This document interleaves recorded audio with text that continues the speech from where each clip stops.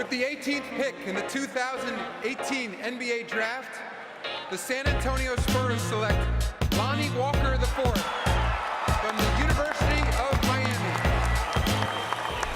G'day guys, Grazy back with another NBA season preview, and today we're looking at perennial contenders, the San Antonio Spurs. The Spurs have been one of the most rock-solid franchises in any sport over the last 20 years. Coach Greg Popovich continues his reign. He has done an amazing job for an incredibly long time. When you consider that Dwayne Casey won Coach of the Year last year, winning 59 games and got the sack, that makes Pop's tenure even more remarkable. This year, things have changed. Tony Parker, gone. At time of recording, no word yet on whether Manu was going to suit up for another season or not. And the big one, Kawhi Leonard's year-long saga come to an end with a trade for DeMar DeRozan. How does this all work? What happens with the Spurs in 2018-19? This will be an interesting season. And here's some footage of Pop racing a cameraman. This man is equal parts genius and equal parts crazy, and the NBA is all the better for having him. Let's have a look at the projected starting lineup for this year's Spurs team. A different look to what it's been in previous seasons. At point guard, you got the massive Dejounte Murray, the 6'5" youngster. Played 81 games last year, good for 8 points per game, 5.5 rebounds, and just under 3 assists. The one area where he can probably work on his game, only shooting about 27% from 3. So he'd want to be able to stretch the floor a bit more this season and start knocking them down. He's got a bit of money on him going for the most improved player this year, and he could be a real breakout. With the extra minutes, Tony Parker gone, he could be a real force this season. At shooting guard, just a young unknown DeMar DeRozan. Last year was in the All-Star game yet again from the Toronto Raptors, and he just keeps piling up numbers. 80 games, he's always been resilient and rock solid. 23 points.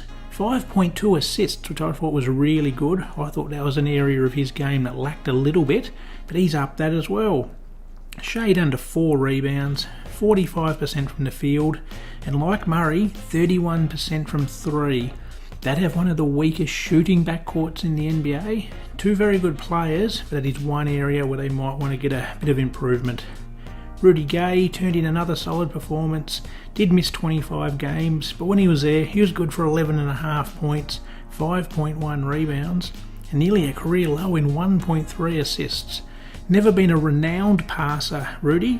1.3 assists, he probably needs to up that a little bit. He's still a pretty good defender, still pretty athletic. Had a few injuries for his career, so he's still a rock-solid player. LaMarcus Aldridge, a guy I owe a big apology to.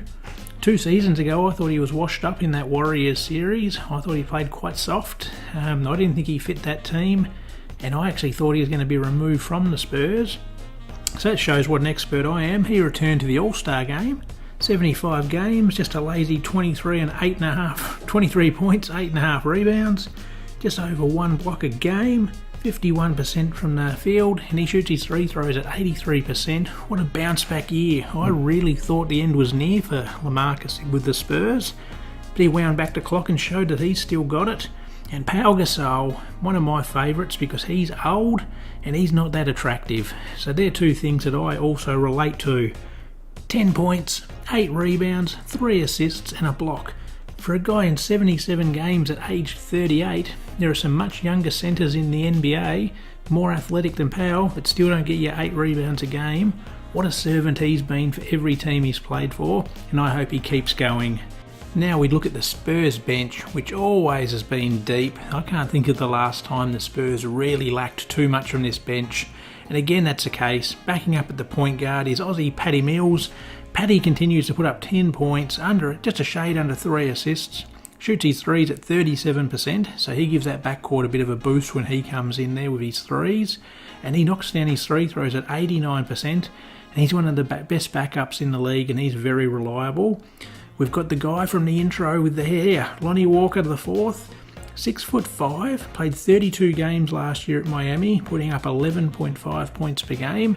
Be very interesting to see what type of NBA player Lonnie is, but he'll be a cult favourite, and I think he got drafted by the right team, and I think he could become a very good player in Pop's system. The Spurs picked up Marco Bellinelli, 12 points, and again 37% from 3. He's just one of the craftiest veterans around, and I was stunned to know he was only 32 years old. I would have bet money when the Warriors drafted him he was 32, but he's shaped out a very good career, just Mr. Reliable. Jakob Poeltl, he could be a bit of a pickup here. 82 games last year, 6.9 points, 4.8 rebounds, 1.2 blocks, and an efficiency field goal rating at one shade under 66%.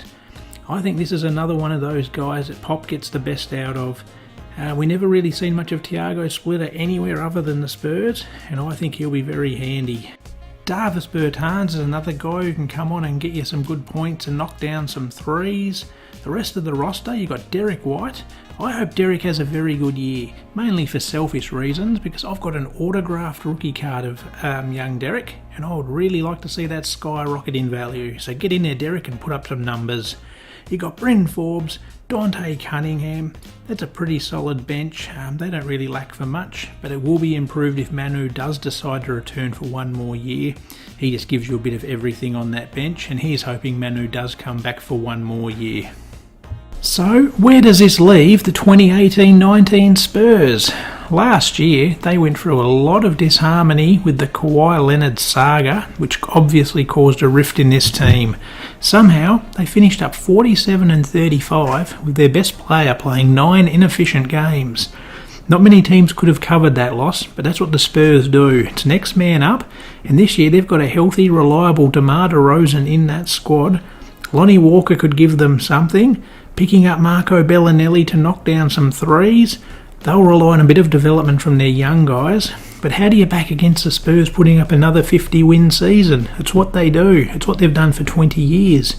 Who knows what 50 wins gets you in the stacked Western Conference? But one thing's for sure, Pop will be there. He'll still be mad. I love seeing him yell at his players. I love seeing him swear and give it to the refs. I think that's great entertainment. I hope he goes for as long as he wants to go. Interesting to see if Manu comes back, but I think the Spurs win 50 games again, and they're right in the mix as they always are. What do you guys think? Is this a year that the Spurs finally take a tumble, or do they yet again roll out another 50-win season? I'd love to hear from you in the comments.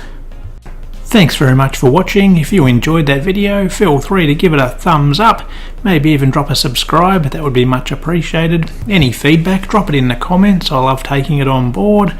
I've tried to get a few more stats in there. A few people wanted to see a few more stats, so I've even started studying for this. I'm really taking this serious. Thanks very much for watching.